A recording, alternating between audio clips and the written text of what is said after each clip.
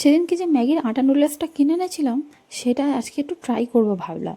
তো সকালবেলা ওই জন্য ব্রেকফাস্টে এটাই খাওয়া হবে ঠিক হলো। তো দেখলাম নর্মাল ম্যাগি যেরকম লাগে, এই ম্যাগিটা হালকা একটু ব্রাউন ব্রাউন, মানে আটা যেরকম একটু ব্রাউন ব্রাউন টাইপের হয় সেই রকমই মনে হলো। আর নর্মাল ম্যাগিটা একটু বেশি সাদা সাদা লাগে। আর আমি মশলাটাও একটু ট্রাই করে দেখেছিলাম, দেখলাম আসল ম্যাগির যে মশলার যেরকম হয়, এর মশলাটা একটু ডিফারেন্ট মনে হলো। আর গন্ধটাও একটু ডিফারেন্ট। আর এর মধ্যে রয়েছে হচ্ছে একটুখানি ওই কড়াইশুঁটি, গাজর, এগুলো সব ড্রাই করে মশলার সাথে দেওয়া আছে। এটা খেতে কেমন হবে সেইটা নিয়ে আমি একটুখানি বেশ দোনামোনাতেই ছিলাম।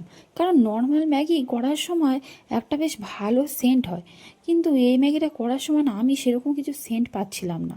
তো যাই হোক, যথারীতি করলাম। করার পরে তারপরে তো এইটাকে বাটিতে করে নিয়ে টুক করে একটুখানি মুখে দিয়ে দেখলাম। কিন্তু সত্যি কথা বলতে আমার মনে হলো এর থেকে নর্মাল ম্যাগিটাই বেশি বেটার। তবে খুব খারাপ বলবো না, মোটামুটি ভালো, তবে খুব একটা ভালোও নয়, ওই আর কি চলে যাওয়ার মতো।